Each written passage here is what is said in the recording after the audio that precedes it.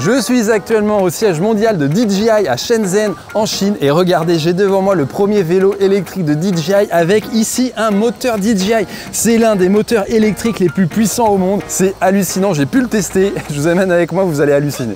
J'ai pu discuter avec l'ingénieur en chef qui a conçu ce vélo électrique. Au début, on se demandait en tant qu'expert du vélo électrique, mais pourquoi DJI se lance dans cette industrie? Eh bien, c'est simple. Par exemple, regardez l'écran du vélo, il a été repris à l'Osmo, la petite caméra.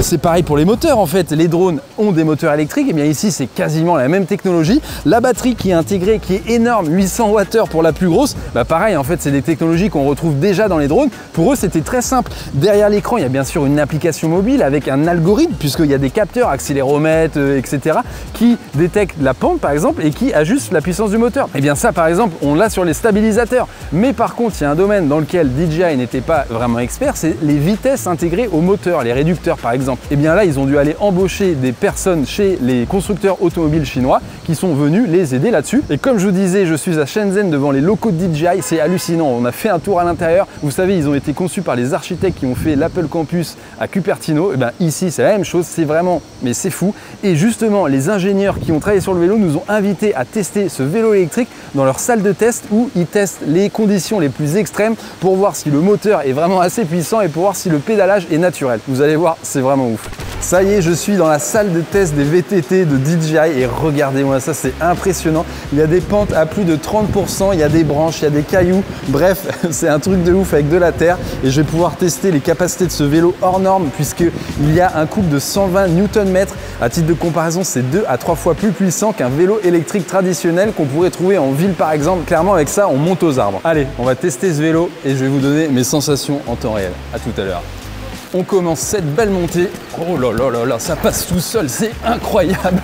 Oh la vache. Je suis à 55% de pente, c'est franchement du jamais vu. Et le vélo le grimpe parce que il est mais tellement puissant, c'est une moto le truc quoi. Et regardez, ils ont vraiment tout mis pour qu'on teste le vélo dans les pires conditions possibles, de la pierre un peu partout. Je me fais la petite montée pour faire un demi-tour ici.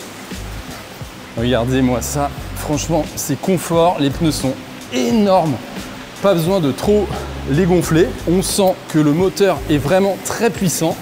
Alors bon là en descente je fais pas grand chose mais sur la montée je vous avoue que c'était vraiment impressionnant. 120 Nm de couple, c'est un truc de ouf. Il y a besoin à peine de pédaler. On met un petit coup de pédale et ça y va tranquillou.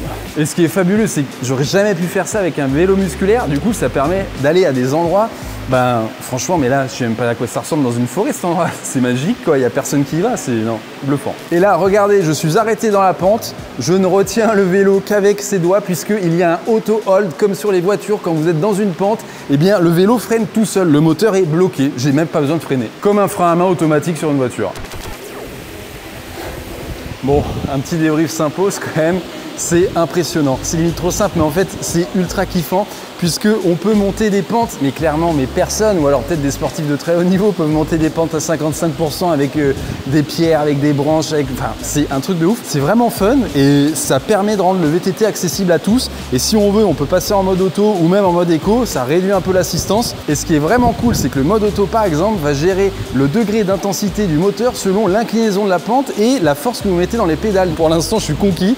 Le truc est très puissant, le pédalage vraiment très naturel et le bruit, a priori, assez discret quand même pour un moteur qui est tellement puissant, encore une fois. Et il y a un truc sur lequel vous avez peut-être tiqué, c'est que depuis tout à l'heure, je vous parle d'un vélo électrique DJI, mais sur le cadre, il y a écrit Amflow. En fait, je vous explique, c'est une petite start-up chinoise dans laquelle DJI a investi beaucoup d'argent et ils ont créé un vélo électrique en collaboration. Finalement, DJI a fourni le matériel, mais aussi un peu d'argent et un peu de savoir-faire pour créer le premier vélo électrique qui intègre le moteur DJI et tout l'écosystème qui va autour. Mais la bonne nouvelle, c'est que le moteur est disponible à tous les constructeurs de vélos. On sait que DJI va peut-être signer un contrat avec un autre constructeur connu mondialement, mais on ne sait pas lequel. Et ce qui est intéressant, c'est de voir que la stratégie de DJI, c'est pas de créer son propre vélo, mais de créer son propre écosystème pour venir envahir le marché, un peu comme ce que fait Bosch ou Shimano par exemple. Qu'est-ce que c'est l'écosystème DJI Avinox? Eh bien c'est simple, regardez, j'ai tous les composants à côté de moi. Il y a la batterie de 600 Wh, la batterie de 800 qui est encore plus grande, et regardez ici, on a le moteur qui est très compact quand même, parce qu'il faut se rappeler qu'il y a 120 Nm de couple, c'est l'un des moteurs les plus puissants au monde. Et regardez le petit écran OLED qu'on va venir mettre sur le cadre, et bien sûr ici les petits sélecteurs pour pour par exemple changer la puissance et également changer les modes sur l'écran. Donc en fait c'est ça les composants que DJI va vendre aux différents constructeurs de vélos. Quelle est la valeur ajoutée de DJI sur ce marché puisque Bosch et Shimano font déjà d'excellents produits? Eh bien je vais vous répondre, c'est l'écosystème logiciel qu'ils ont réussi à créer avec d'une part l'écran où il y a vraiment toute une foule d'informations qu'on peut voir. Alors, bien sûr il y a la vitesse mais il y a aussi le degré de la pente qui est calculé avec tous les capteurs. Il y a bien sûr tous les modes qu'on peut changer mais il y a également tout un tas de données, notamment les capteurs de santé. Si vous portez une ceinture de cardio par exemple, eh bien vous pouvez afficher tout ça sur l'écran. Et bien entendu il y a une application qui va avec qui permet soit de personnaliser l'affichage de l'écran avec bien sûr les différents modes qu'on veut afficher à l'écran, mais qui permet aussi d'avoir tout un tas d'informations sur le vélo, l'autonomie par exemple, mais aussi on peut activer une alarme et on peut également activer un genre d'Apple Find My pour retrouver le vélo, pour savoir où est-ce qu'il est garé ou si on se l'est fait voler pour aller le retrouver plus facilement. Avec tout ce qu'il embarque, on pourrait croire qu'il est lourd, mais non, regardez, on peut le porter. Alors oui, c'est un peu plus lourd qu'un VTT classique, mais franchement, je m'attendais à bien plus lourd. Ce vélo vendu par Amflow est disponible à partir de 6 500 € en Europe, pour l'instant en Allemagne et aussi en Australie. Il devrait arriver en France peut-être dans les prochains mois, en 2025 au plus tard.